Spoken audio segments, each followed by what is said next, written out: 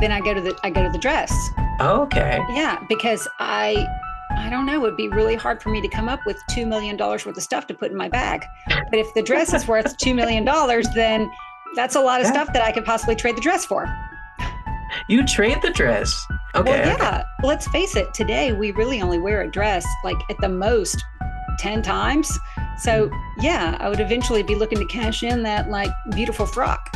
It's Yeah. why we have Rent the Runways, because far too Yeah. many photos are taken. I mean, you wear an outfit and once it's, out in public and it is, basically memorialized on social media, the horror of showing up to another event and it is so scary that we just don't. It's why there's disposable clothes is a real issue. Hello, everyone. Welcome to 1000 Crazy Questions, the podcast. I'm your currently sane host, Houston Pierce. This is a podcast where I have at least one guest a week and have a series of crazy would you rather questions as we get to the psyche of our guests, explore topics of questions that we should have explored. I take my questions from you, the listener, from a list of 1,000 questions. You can submit question suggestions at me at 1kcrazyquestions@gmail.com or at 1000 Crazy Questions on Instagram. That's 1000 on Instagram. And your social media username, whatever name is, will get a shout out if your question makes the episode. And please leave feedback on Podchaser, Spotify, Apple Podcasts, all those places. Rating helps the show. And that's all the intro out of the way. As fast as we get out the way, let's get into the episode this week.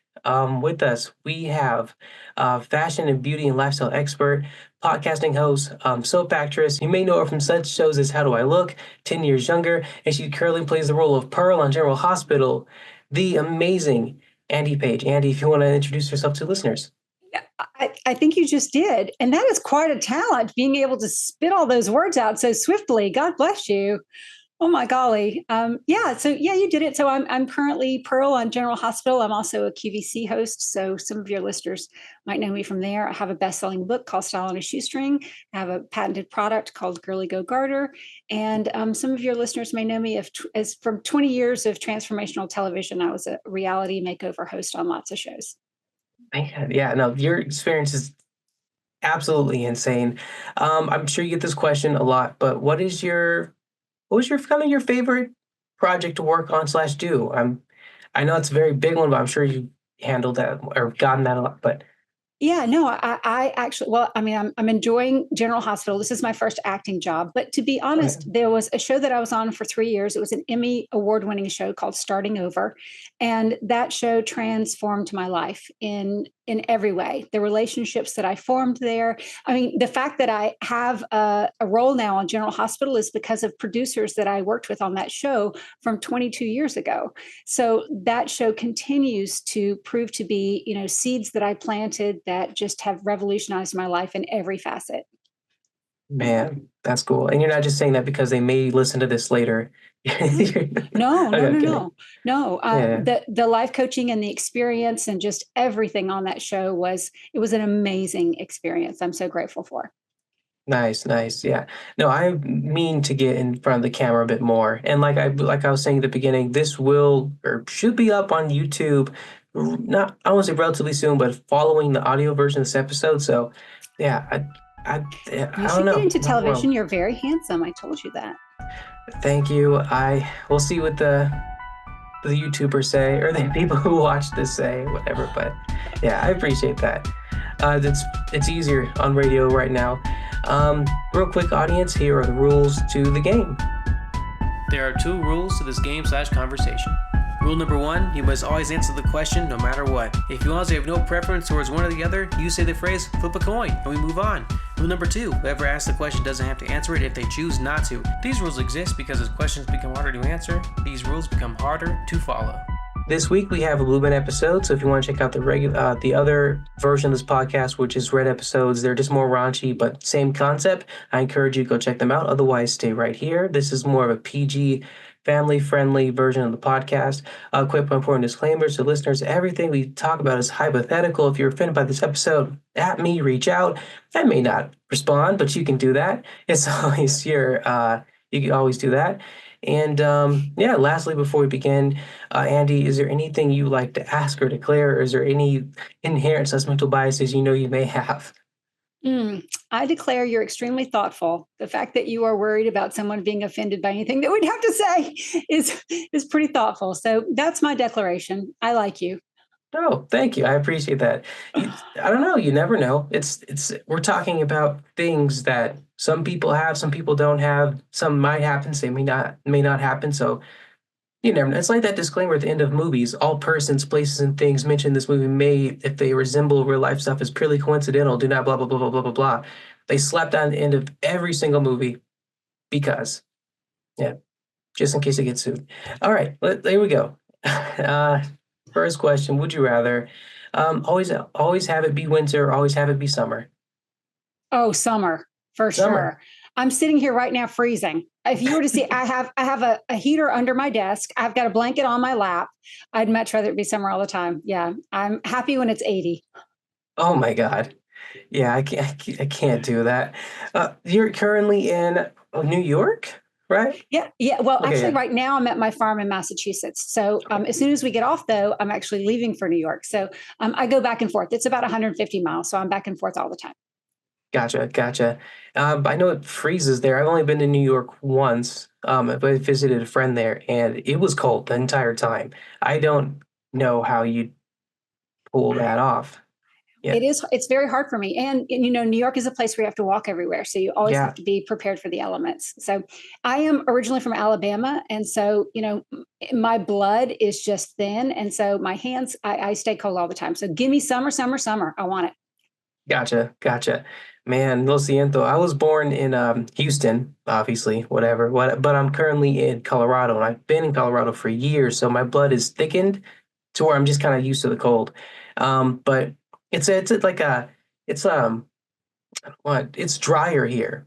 And so when it gets cold somewhere like in Texas or whatever, it's different. And their cold is it's not the same. Californians cold. It's not the same. Californians don't even know what cold is.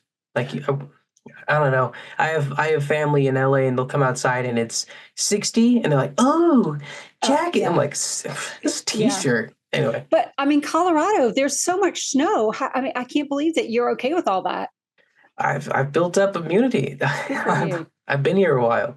I've Good been for here a you. while. Yeah. We're moving on. Would you rather be character on The Simpsons or be character on South Park? And when I say be character, I mean feature in, like they make a caricature of you Uh, essentially. Yeah. Yeah, no, definitely The Simpsons. I mean, Okay. very similar to the General Hospital. General Hospital is the longest running show in television history. It has been on for 61 years, and The Simpsons is the same legacy show. It's the longest running show, certainly cartoon, and Yeah. so I would just want to continue the legacy. Mm-hmm. Mm-hmm. Yeah. But Two I do check love marks. South Park, and I'd love to kill Kenny. So so it could be both. Yeah, it's a win-win. Yep. That's cool. Yeah. I'm not, full disclosure, I'm not the biggest Simpson follower. I'm a Simpsons fan, but that feels fake because I've only seen maybe a handful of episodes of The Simpsons.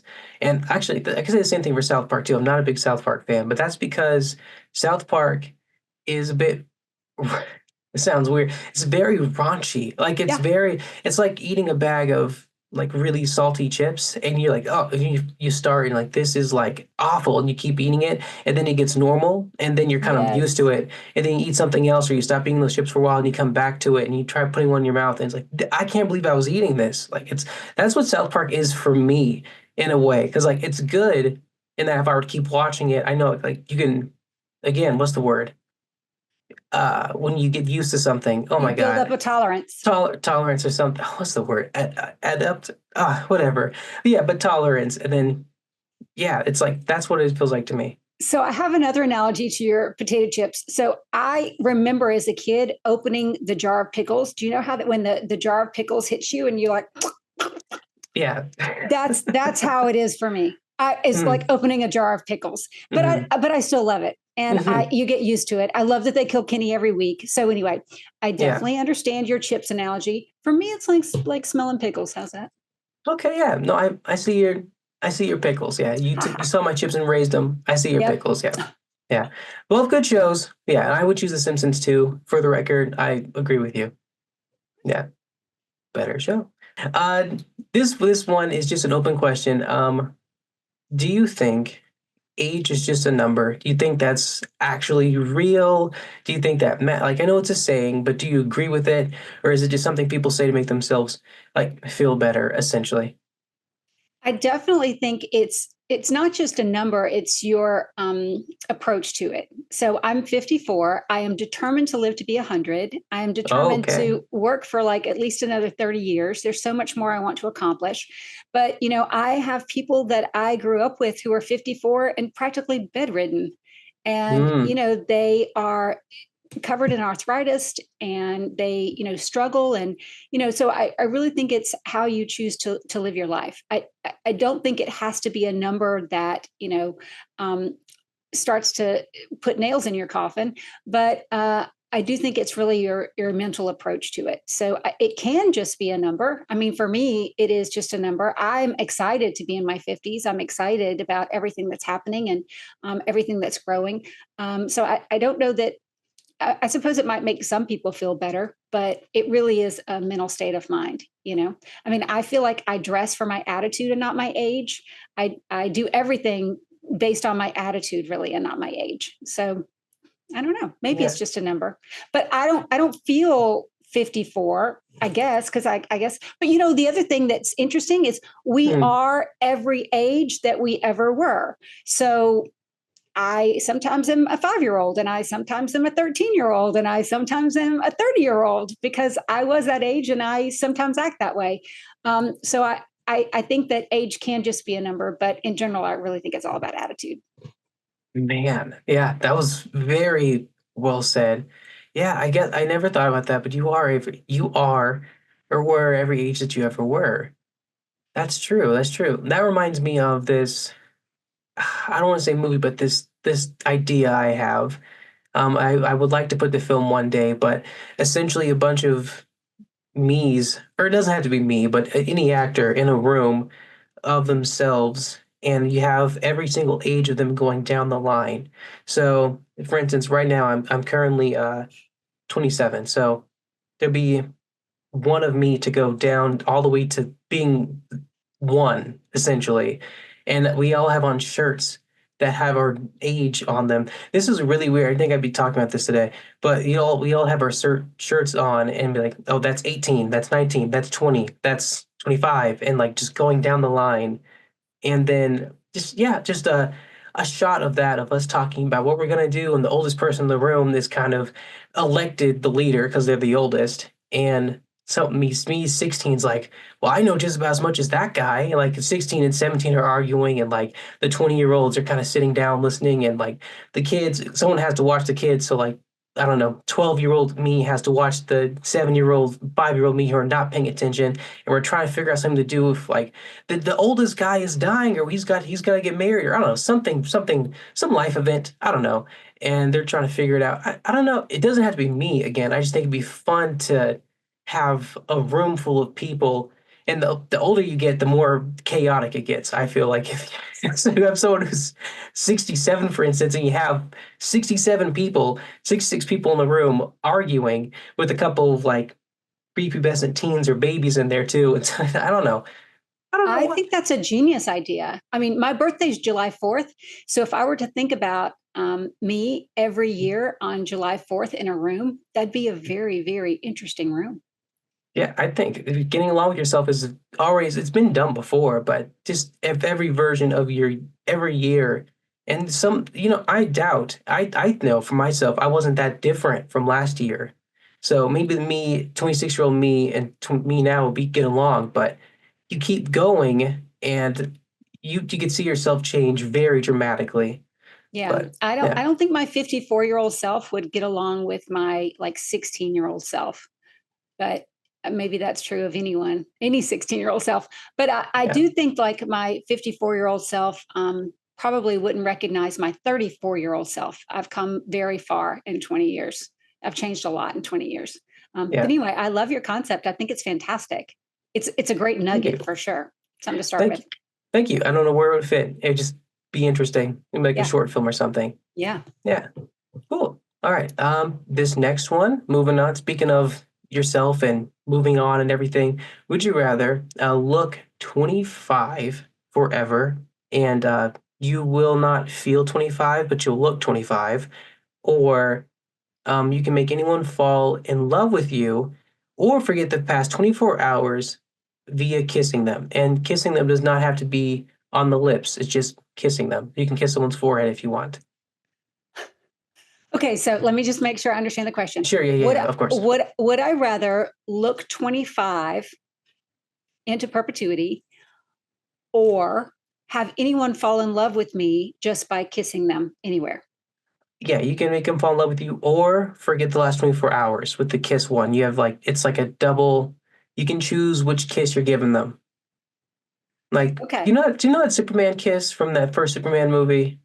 With Or is it the second? Christopher Reeves? Yes, actually, the second Christopher Reeve Superman movie that he does that, where he kisses Lois. And Yeah, she Lois. forgets everything? Yeah, it's a very creepy kiss, but it's a power that you'll have, or you can make them fall in love with you. You have the choice for these two kisses, and for the 25-year-old one, you're just gonna look 25. You will still die at 100 because we've established you're dying at 100, but you'll still age with wisdom and great all these other things. Like your body will move slower. You're aging, but you're not looking like it. I actually think I'd rather be 25 for 100 years, look 25, because if I were to look 25 for 100 years, I would probably have the power to have anyone fall in love with me. That's what I thought. Yeah. That's where I'm going with that, because I think I could do both. Yeah. I think I could do both. Yeah. I mean, if I could be a 70-year-old who looks 25, that's scary. Yeah, I feel like I could probably be pretty powerful to have all of that knowledge and that sage wisdom and still look like you're, fresh out of college. That's actually, very true and scary. That is powerful. So the kiss is very, charming, but no, I'll take the 25 any day. Are you sure? It's my job. No. Okay, because you can make people fall in love, or you can make them forget. Let's say you make a mistake. You want to fix something. I don't know. No. Yeah. Right. Because here's the thing. We, as someone who works very hard to maintain my youth, what happens as you start to age is you start to lose relevance.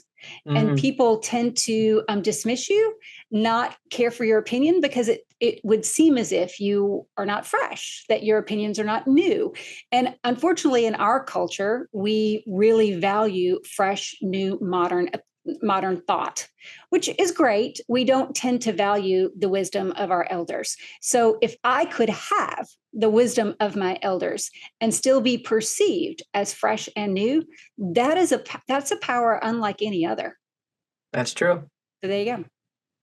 Yeah. Well said. For sure. I wish there was a pill for that. Let me tell you. Yeah, it's hard to fight that on it. It's hard to fight what you just said. I will disagree with you though. And in fact, that I'd pick the other one, I think. And that's just because. Well, wait, you've never been married, right? No, I have not been married yet. This explains it. Okay. Well, I'm speaking from a inexperienced age right now, and I have not been married, so that's true. But there's this movie called In Time with Justin Timberlake and someone I can't remember. It was not that good of a movie.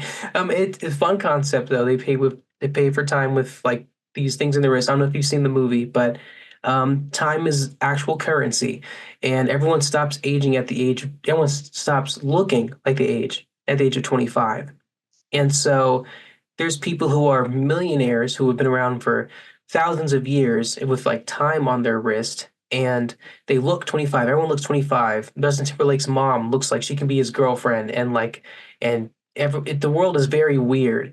And having seen that movie, it sounds cool, but I think at a point I would look at myself as some kind of weird outcast, especially like say I'm going to 50 something and I want to kind of settle down.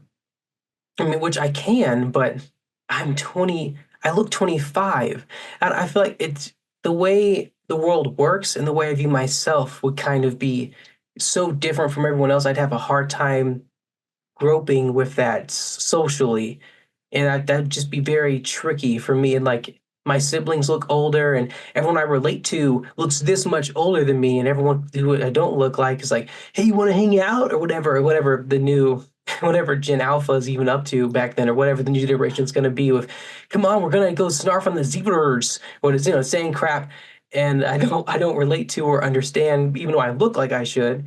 And I would get annoying. I think it'd be cool, but it would get annoying. The kiss one, I could also abuse that power, but I would probably use the forgetful one more often. I would probably, and like, I would just, nice to meet you, kiss someone's hand. I don't know. Before I kiss, I don't know. Like, I would make a mistake and then kiss them and they forget about it. That's what I'd do on it. Not to ramble, I'm sorry, but I feel like that's what I would do. Yeah, no, I think that's awesome. But that also seems very thoughtful that ultimately what you're trying to do is save people from pain or embarrassment or yourself. Yeah, yeah, So that seems extremely thoughtful. I'm out yeah. for power. You're out to you're out to be kind. So no, I don't think that's a bad one at Yeah, all. I see your power. I get it. I understand. I'm just saying. I don't think it's power I could wield. You could probably wield it better than I could. So yeah. Well, I mean, there's lots of ways we can make ourselves appear older, even though you're telling me that my appearance, I'm supposing I can still choose the way that I dress and the Oh car that I yeah. Of drive course. Yeah. and the conversations I have. So, but it's beautiful to think about for sure. And I love that you mentioned that movie. Now I'm curious to want to see it. Yeah. It's a fun watch. I love movies, so I'm kind of a I want to say low key movie critic. I'm a high key movie critic. I love movies, and it's not that good of a film in terms of just overall film, but it is fun to watch, and it's a very interesting concept. It came out in like the early 2000s. Yeah, Yeah, Justin Timberlake and someone else. I don't know, but it's called In Time. Yeah. Yep. I'll I check it didn't. out. Cool. Would you rather have a medical license tomorrow or have a law license tomorrow? And let's just say you wake up, you just have it and you know it. The knowledge is there. Probably medical. I do feel I have a lot of legal knowledge without the license, and I don't know that you especially need a legal license to navigate legal issues. You just really need to have an understanding of the law. You don't have to be especially licensed, Hmm. but to have all the medical knowledge, that would be amazing. That would be amazing. The people that I could help and support. If I could wake up tomorrow, I definitely think, but again, I think it's my age. And so I'm, very concerned about the people around me. I'm very concerned about my grandmother who's 98. I'm very concerned about, all the people that I'm watching age. So at my Mm, age, it would definitely be medical.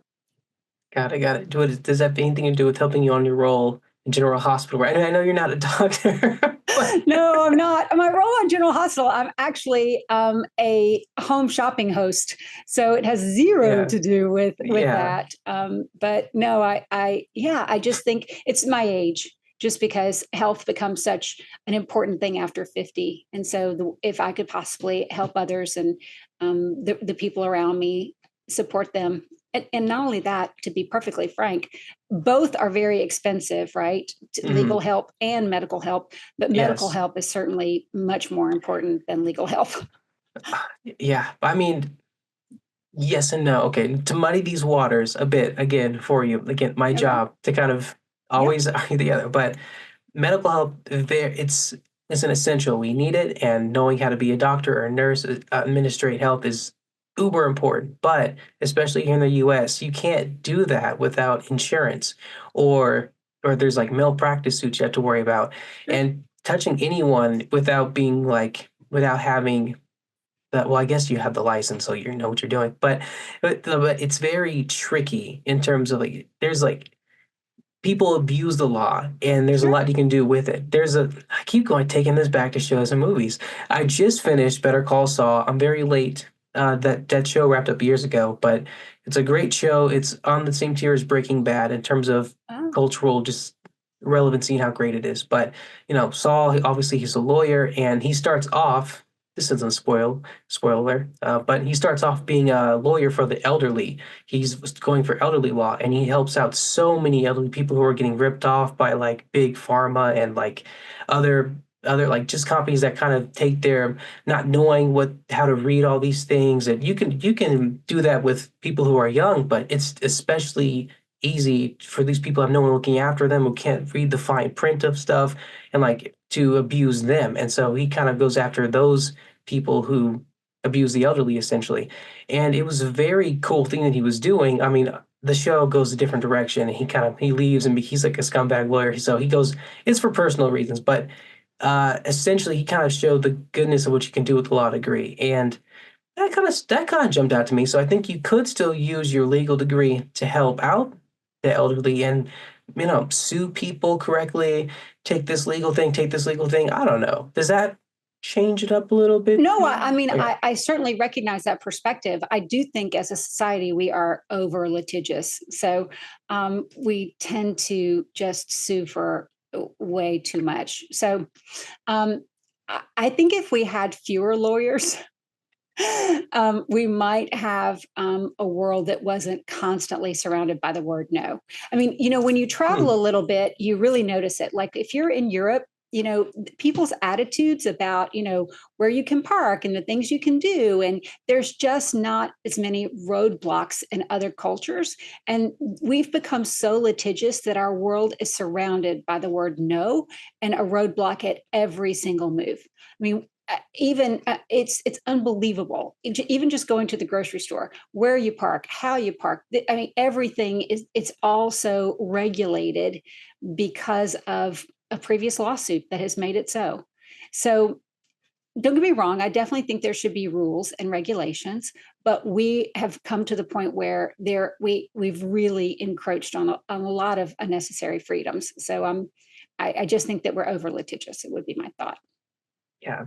Yeah. I 100% agree. Yeah, with that sentiment. It's a bit weird here. And I've talked to other guests too from like different countries, and they've said the same thing about Americans. I was talking to this one man, and I mentioned health insurance, and he had I think he's from the UK. Like, oh yeah, health insurance is kind of a big deal over there, isn't it? I'm like, yeah, we got a whole talk about health insurance. It kind of derailed the whole thing. We're talking about having swords for hands, and we somehow got into health insurance. That would cause a lot of litigious problems, I'm Yeah, sure. yeah, Swords for hands? yeah. Wow. Yeah, we were completely different things. Like, oh, yeah, it's a big thing. Yeah, it's a big thing here in America. Yeah, it Yeah, is. gets sued fast. Yeah. This one's kind of an open-ended one, but this one is a would you rather, I guess, but would you rather be remembered for your ideas and products that you've invented or endorsed, or be better known for your roles and well, your acting? Oh, definitely products. Okay. Because your products have a legacy. I mean, the Girly Go Garter, which is the product that I have invented, it's the number one insulin pump holder in the United States. So women who in the past who are insulin pump dependent, but having that pump ultimately affected their wardrobe choices because they had to always wear pants so it could be clipped on. They really couldn't wear dresses. They had to sew pockets into their wedding dresses and they had to sew pockets into prom gowns. And it just really affected how they could express themselves through their wardrobe and clothing. And so the Girly Go Garter now gives them the freedom to wear anything they want anytime because they can carry, their pump very comfortably. And in addition to that, I just got an email yesterday from a real estate agent who sent me a photo of her Girly Go Garter with a small little pistol in it. And what she said to me, she was like, I've been meaning to do this for years, but I'm so grateful that I have something comfortable and attractive to carry my small weapon to open houses because it is very scary to tell the world exactly where you're going to be and exactly what time and never know who's going to show up. So I'm grateful that you created something that makes me feel safe and it puts me at ease when I have to do these sorts of things as a young woman. So I definitely think Wow. that, yeah, right. I mean, you don't think about things like that when you're making a mic pack holder, which is what the Girly Go Garter was invented as. But the applications and the creativity of people and how the Girly Go Garter has, supported them in work and with medical issues has been extremely rewarding. So definitely products. Yeah, you can't ask for anything better. That's high praise. And Right. that's a great invention. That's amazing. I mean, what it was designed to do, it does phenomenally, and someone could do that too. It's like, hey, look, Yeah. I got my gun in here. That's got no, I'm not even joking. That is really cool. Yeah. Yeah. I think so too. I mean, I don't take it for granted. So I invented it as a mic pack holder for me because when I was on set for years, they would always put my mic pack hanging off my bra, and it's a transmitter, so it gets very hot.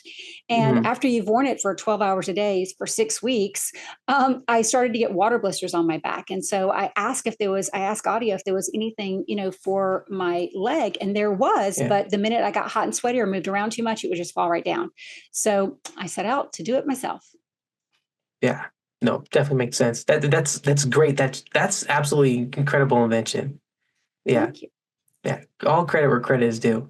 So speaking of beauty, would you rather have a beautiful dress that's made up of different world currencies that is like literally worth $2 million US, or have a nice looking bag that works like the Mary Poppins bag where she's able to put things in it, sort of like a bag of holding deal where she's pulling lamps out of it and oversized stuff. Like it's decent. It's not like the flashiest, but you can put anything in it. Or the dress. Your creativity is like, it has, I mean, these questions are incredible. I am so impressed. Oh, thank you. So I just want to make sure that this dress, so the currency creates a fabric? Yes, correct. It's made of different world currencies, and the dress itself is worth $200 million US. $200 million? Oh, did I say 200? Oh, my bad. 2 million. 2 million. Okay, 2 million. Okay. 2 million. I was like, that might change my answer. Or I can pull anything out of my bag, like Mary Poppins. Yes. I do love a dress, but the truth is, if I had a Mary Poppins bag, I could probably pull a really cool dress out of it. So once again, Sure. I'm going to go for the answer that gives me a twofer. Okay. I'm going to take the Mary Poppins bag. Okay. It's a win-win. It's a win-win. I love it. I love that question. And I would love to see a dress out of currency, like sewn together like that. That would be amazing. I think it will look amazing. I'm not a fashion guy, but I think that will look amazing. Well, when I was a kid, I think it was my grandfather started me a collection of bills around the world. And so every month, it was almost like a Time Life thing. Every month they would send you a bill from a country. And so I had like beautiful, dollar bills or whatever it was, the value that he subscribed to, would come to me, and I would get to see it from all the foreign countries. And so it was fascinating to me. So it is a very good question, but I still choose the Mary Poppins bag. Okay. Would it change your answer if I say everything that goes in the bag is like your stuff? Like you can put anything in there. You're not pulling something out that you didn't know was already in there. Would that change your answer a bit? Yes. Because I would want to be able to magically decide what I wanted to pull out. I would definitely want to magically be like, oh, I need this today. So yes, that would change me. We got to restrict this bag. I have to nerf this bag for you a little bit. It's everything everything in it is something that you've already put in. So you can still do lamps and all these other, you can put the dress in there, but the dress you already own that you have. Then I go to the dress. Oh, okay. Yeah, because I don't know. It'd be really hard for me to come up with $2 million worth of stuff to put in my bag. But if the dress is worth $2 million, then that's a lot of stuff that I could possibly trade the dress for. You trade the dress? What? I think so. Okay. Well, yeah. Okay. I mean, because let's face it, today we really only wear a dress like at the most 10 times. So yeah, I would eventually be looking to cash in that like beautiful frock. Yep. Yeah, makes sense. Yeah. Yeah, well, it makes sense. Yeah. You wear it a couple times, you get your photos taken, and then. It's so true. It's why we have Rent the Runways, because far too many photos are taken. I mean, you wear an outfit, and once it's, out in public and it is, basically memorialized on social media, the horror of showing up to another event, and it is so scary that we just don't. It's why there's disposable clothes is a real issue. Yeah. You said it. Yeah, my sister used to work for Rent the Runway. That's the reason I know about it. Yeah. Yeah. It's a very cool concept, and it makes a whole lot of sense. Yeah. I think it's good though. Well, maybe I don't know if you could disagree with me, but the fact that it is memorialized on social media, it's kind of like, yeah, I wore it, I have it, it was mine. Here it is. It happened. That's true. Yeah. Well, and if I had a dress that was worth $2 million from all the currency, it could be like something that I just wore all the time, like a belt buckle Like, this is my belt and I'm going to wear it all the time. Like, this is Yeah. my dress and I'm going to wear it all the time. So I could Yeah. approach it differently. I get you. Okay. Yeah. Yeah. It would definitely. I mean, it's a value thing. Yeah. Do you like to wear your wealth or do you like to sell it? I mean, it depends on what it is, but for me, but yeah. Well, Yeah. I just think I guess it would depend on the dress. Like, where if it were a gown, I probably only wear like a ball gown a couple of times a year. But if it were, like a dress that I wore all the time, like then maybe that's different. Because I probably wear dresses, and because of the girly go garter, I wear dresses almost every day. So Yeah. there's a few things to think about. But Yeah. if the Mary Poppins bag is only stuff that I already put in there, then that's a Mhm. big no. I want the dress. Okay. Got it. You can stuck a lot of guns in that bag. I'm just gonna say. I don't. I don't I'm need a lot of not. guns. No, it was a callback to the to Oh, the okay. Carter. I'm Okay. sorry. It would. That'd be very threatening. Just anyway. Sorry, my mind goes different places. Yes, you have Yeah. got some mind on you for Yeah. sure. Yeah. I'll take it. I love We it. need someone to design this dress though. I wish I had a design, but I wish I had one, but I don't. Yeah. Yeah. Fabric of all the world currencies. That sounds like a really beautiful thing. It sounds like a really lovely Olympics thing too. Yeah. Yeah. I mean, what do you mean Olympics thing? Sorry. Well, I mean, the Olympics is a celebration of all cultures, and they all come together Oh from all over the yeah. world. So Mhm. imagine, if in the Olympics you had a blanket of all the currencies, or and it doesn't have to be all the currencies itself, but it could be just a fabric that was a representation of all the currencies. I don't know. It was just a thought. Yeah. No, that's a great thought. Yeah. That's how the thoughts. Yeah. I can actually add that somewhere in the would you rather's, I think now. Yeah, I might add that. Last question, open-ended question. Fashion. How vital is it in our daily lives? Why is it important? And is it a sort of necessity, do you think, or is it sort of like entertainment? Like movies and TV aren't really a necessity, but we really appreciate them and kind of keep us going. It's like a secondary necessity, so to speak. Where do you think fashion lies on that list? Do you think it's a necessity or a second necessity, or is it pointless? It just makes us feel good. What is your take on it? Well, I definitely think there's a difference in clothes and, like fashion and style, because, clothes, they are a necessity. We can't walk around naked.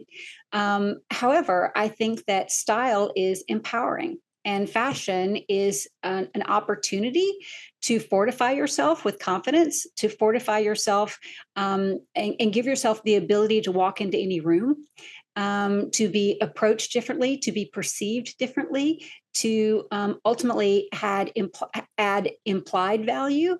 So I think that fashion is a really strategic tool that we have at our fingertips.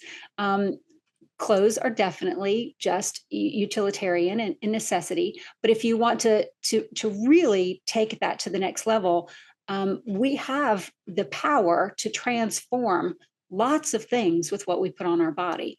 So it's almost like the ultimate equalizer. You can take anyone from any situation and put them in beautiful clothes, and they will be perceived differently, they will feel differently, and they can probably accomplish on a different level.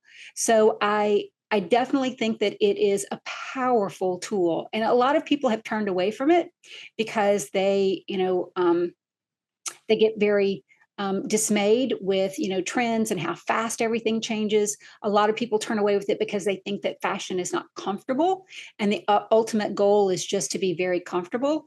I don't think that any of that is an excuse to be poorly dressed. Personally, my grandmother used to always make our clothes, and she believed that it was no matter our means, she wanted people to treat us well and for us to be perceived not as poor, but as girls who were cared for, and who had a lot of self-respect. And so she really instilled in me that fashion was a way to do that.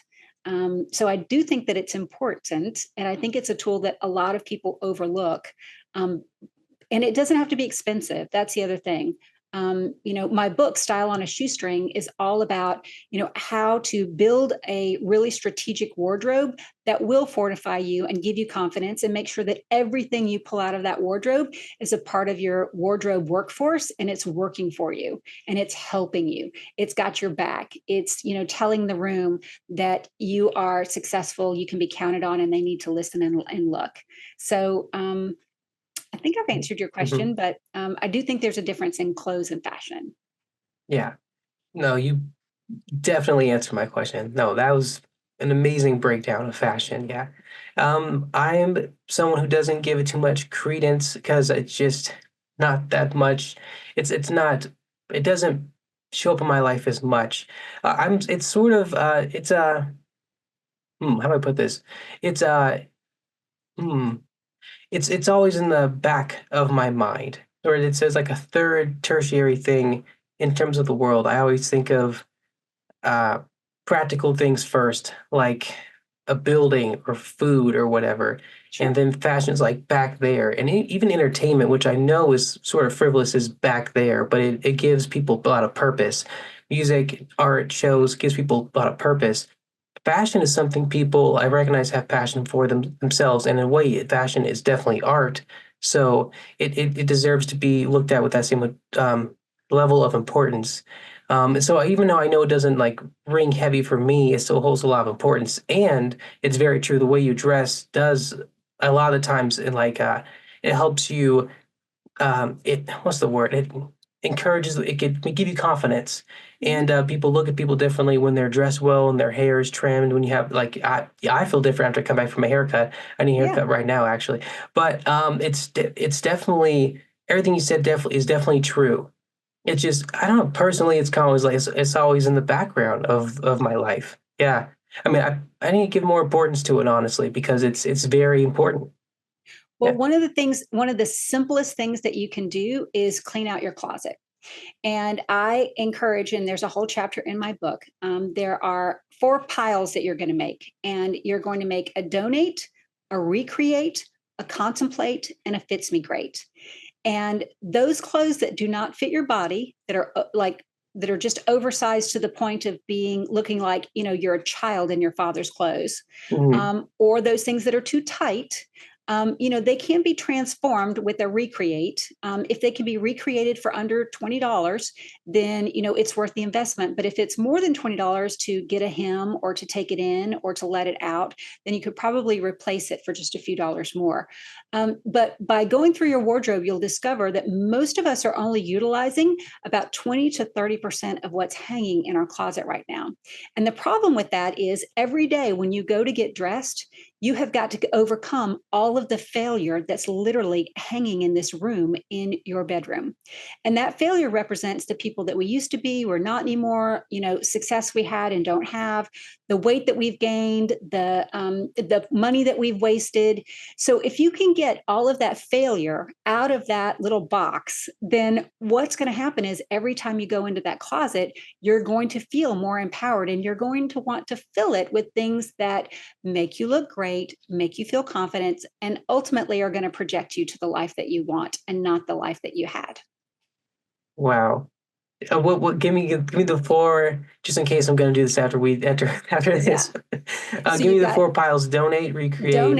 donate. So that could be your wardrobe capital too. That means that you could possibly resell it at like a Buffalo exchange, or you could donate it for a tax, write off. The recreate are those things that need a hem or something to make it look great on you. The contemplate are the things that you have some sort of emotional connection to and you're not quite ready to get rid of. But I always tell people to hang those things with the hanger facing you. And if you haven't used it in a year, and if you do use it, take it and hang it with the hanger away from you. And if you notice in a year that you have not turned it around, then you can probably let go of it. And then the last is the fits me great. And the only thing that should be in your closet are the fits me greats.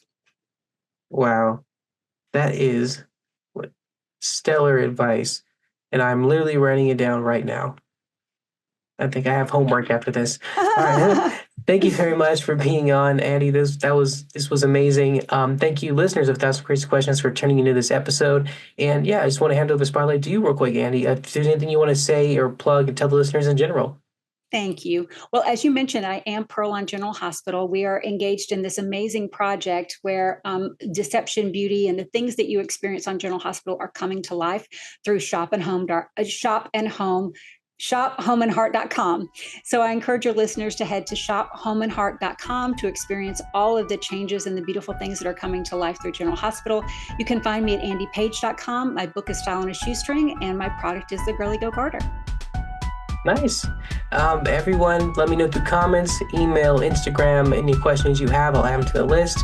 Please rate the podcast. It helps a lot. Again, Apple Podcasts, Spotify, Podchaser. Those are some 3 great places to rate and listen as well. That's it for us. Thank you. Share this with your friends. Share this with your enemies. Everyone stay safe.